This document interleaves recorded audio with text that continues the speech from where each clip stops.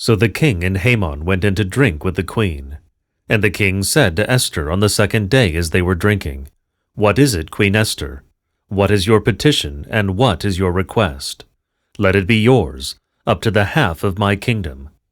And she answered and said, "If I have found favor with the king, let my life be given at my petition, and my people at my request.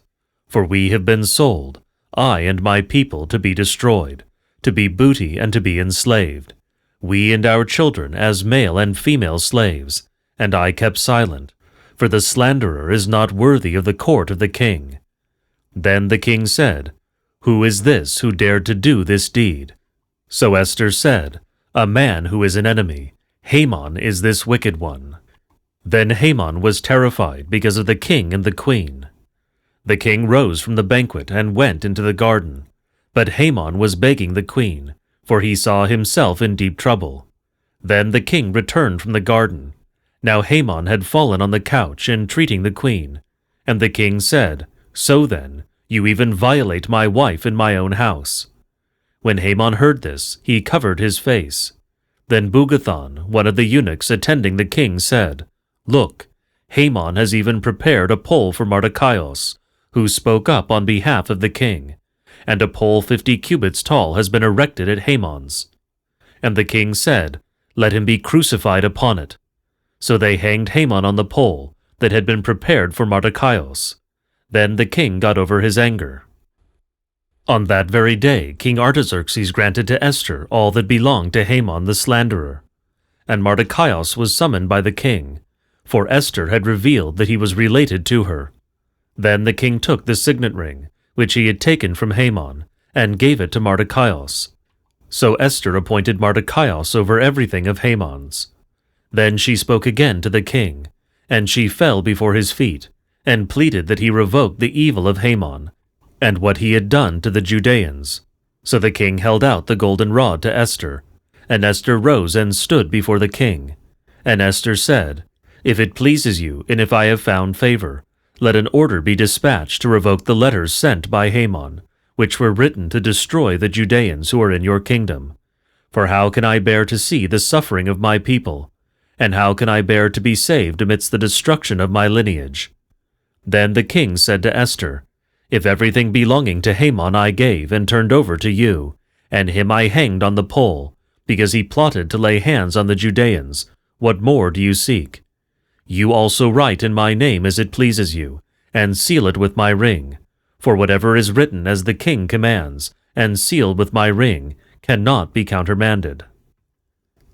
And so the secretaries were summoned in the first month, which is Nisa, on the 23rd of the same year, and they wrote to the Judeans what had been commanded to the administrators and rulers of the satrapies, from India to Ethiopia, 127 satrapies country by country, each according to its own language.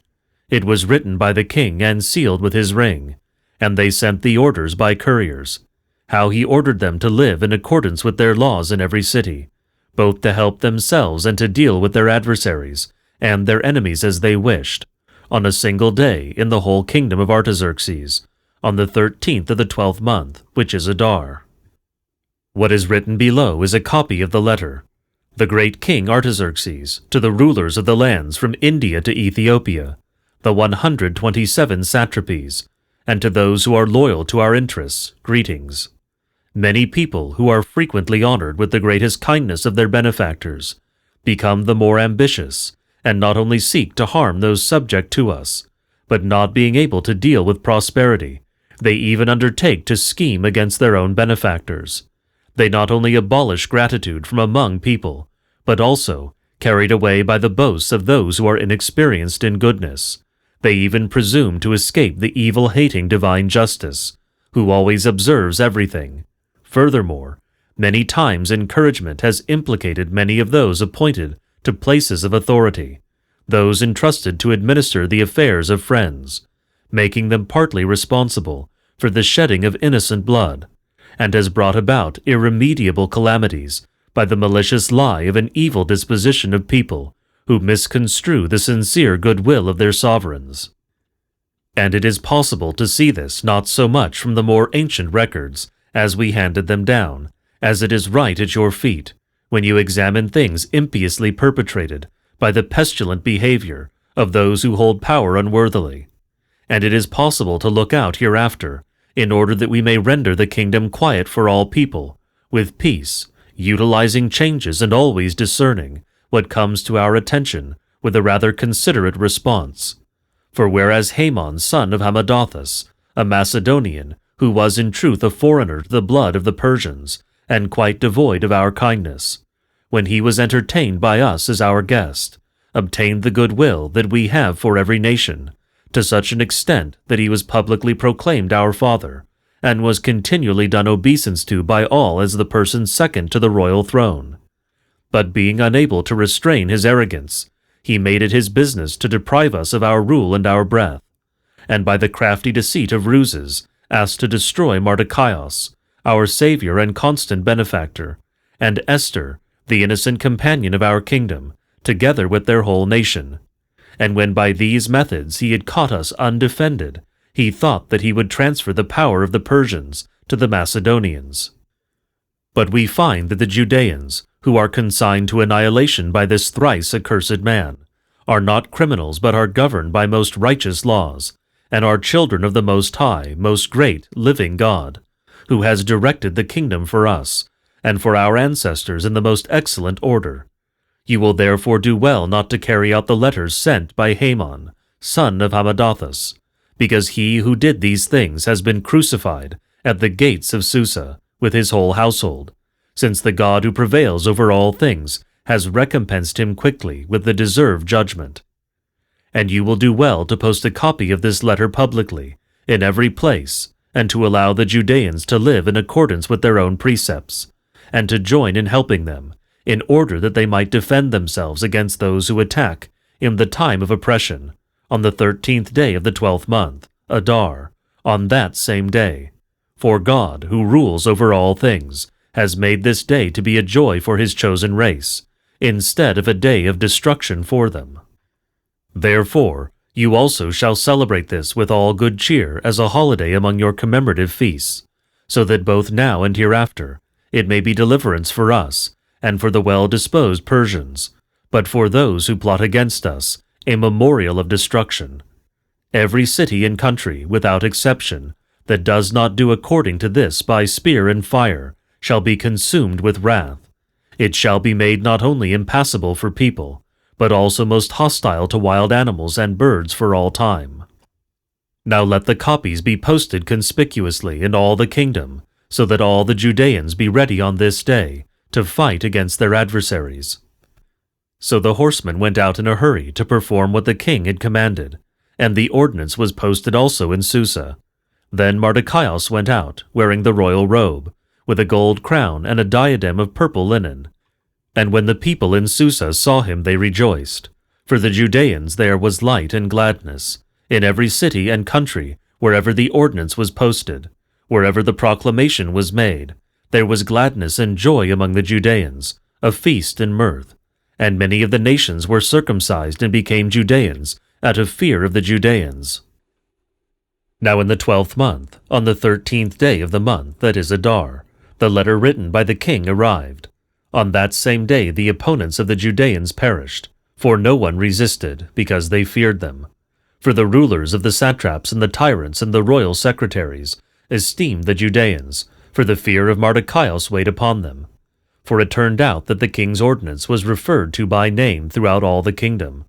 And in the city of Susa the Judeans killed 500 men, including Pharnastane, Delphon, Phazga, and Phardatha, and Berea, and Sarbaka, and Marsamin, and Arphuais, and Arsios, and Zabuthaios, the 10 sons of Haman son of Hammedatha, a Buzian, the enemy of the Judeans, and they plundered on that same day.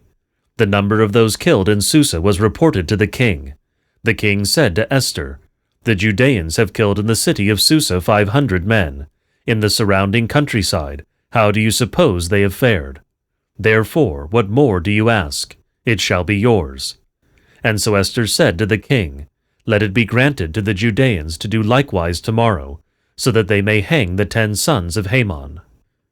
So he thus permitted it to be done, and handed over to the Judeans of the city the bodies of Haman's sons to hang. The Judeans in Susa gathered also on the 14th day of the month of Adar, and they killed 300 men, but they did not plunder. Now the rest of the Judeans who were in the kingdom also gathered and defended themselves, and gained relief from their adversaries, for they killed 15,000 of them on the 13th of Adar, but they plundered nothing. And they rested on the 14th of the same month, and celebrated it as a day of rest with joy and gladness. But the Judeans in the city of Susa gathered together also on the 14th, and did not rest. They celebrated also the 15th with joy and gladness. Therefore, for this reason, the Judeans who are scattered in every land outside celebrate the 14th day of Adar as a holiday with gladness, each sending portions to those nearby. But those living in the large cities also celebrate the 15th of Adar as a joyful holiday, sending portions to those nearby. Now Mardukaios recorded these things in a book, and sent it to the Judeans, as many as were in the kingdom of Artaxerxes, to those near and far, to keep these days, the 14th and 15th of Adar. For on these days the Judeans gained relief from their enemies, and the whole month, which was Adar, in which matters had been turned for them from sorrow into joy, and from mourning into a holiday, to celebrate it as days of feasting and gladness, sending portions to their friends and to the poor. So the Judeans accepted just what Mardukaios had written to them, how Haman, son of Hammedatha the Macedonian, had warred against them, inasmuch as he had proclaimed a decision, and had cast the lot to destroy them, and how he went in to the king, telling him to hang Mardukaios. But as much evil as he had devised to bring upon the Judeans came upon him, and he himself and his children were hanged.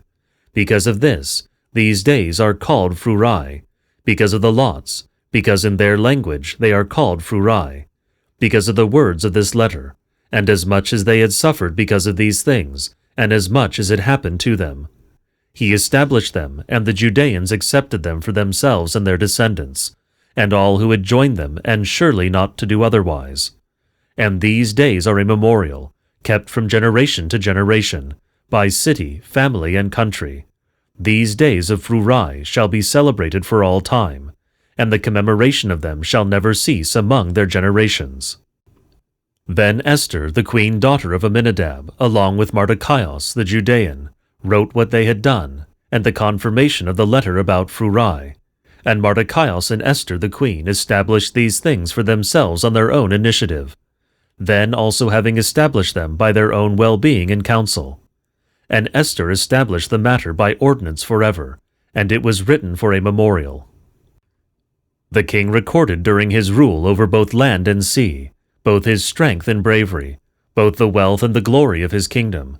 Note that they have been recorded in the book of the kings of the Persians and the Medes, as a memorial. And Mardukaios took over from King Artaxerxes, and he was great in the kingdom and extolled by the Judeans, and being loved, he spent his life for his whole nation. And Mardukaios said, From God these things have come, for I remember about the dream that I saw concerning these matters, for not even a word of them has failed to be fulfilled. There was the little spring that became a river, and there was light and sun and abundant water. Esther is the river, whom the king married and made queen. The two dragons are I, myself, and Haman. The nations are those that gathered to destroy the name of the Judeans. And my nation, this is Israel, who cried out to God and were saved. The Lord has saved his people, and the Lord has rescued us from all these evils. And God has done signs and great wonders that have not happened among the nations. For this purpose he made 2 lots, one for the people of God, and one for all the nations. And these 2 lots came to the hour, and the right time, and to the day of decision before God, and for all the nations. And God remembered his people, and vindicated his own inheritance. And these days in the month of Adar, on the 14th and 15th of that same month, will be observed by them with a gathering and joy and rejoicing before God, from generation to generation forever among his people Israel. In the 4th year of the reign of Ptolemy and Cleopatra, Dositheus, who said he was a priest and a Levite, and Ptolemy his son, brought the above letter about Phrourai, which they said existed, and Lysimachus son of Ptolemy, One of those in Jerusalem translated it.